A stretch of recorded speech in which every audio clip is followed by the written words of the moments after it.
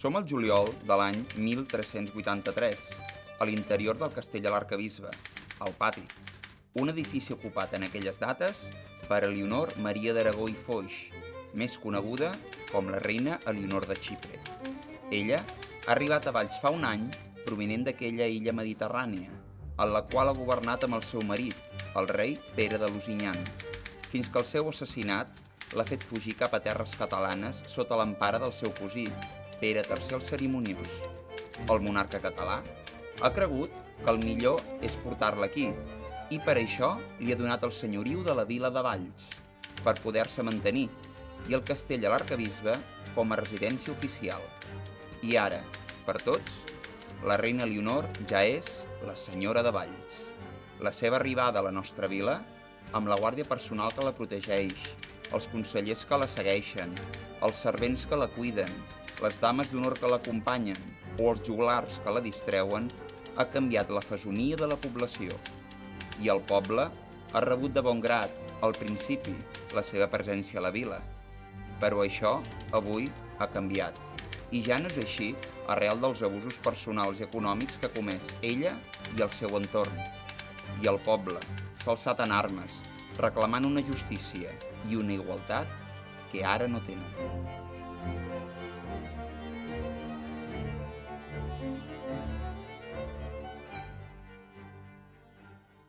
Senyora,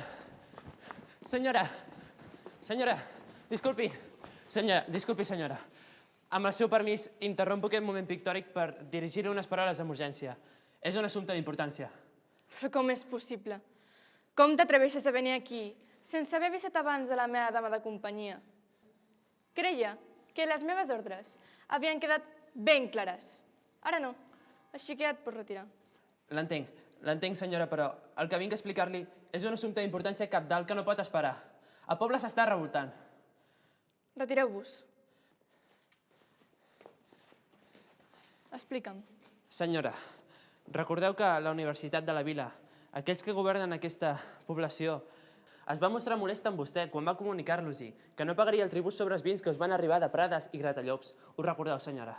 I esclar que ho recordo, insolent. Aquells galifardeus van gosar demanar-me a mi, a la senyora de Valls, que pagués un tribut, igual que feia el baix poble. Descarats. Senyora, els ballencs estan molt enfadats. Acaben de llegir davant de la residència del castell un banc municipal en el qual remarquen que cap persona, per raó de classe ni de categoria social, és exempta de pagar l'impost de vi. Una clara referència a la seva persona, senyora. I el pati del castell no para d'omplir-se de gent en massa. Són molts, senyora, molts, i cada cop en són més. I digue'm, qui dirigeix aquesta turba revolucionària que gosa alçar-se en contra de mi? Qui en són els responsables? Senyora, no podria assegurar-li qui va al capdavant d'aquesta bolot, però sembla que són en Guillem Esquiu i en Pere Ripoll, dos exaltats que animen a la població amb crits improperis cap a la seva persona. Què fem, senyora? Aviat això no es podrà aturar.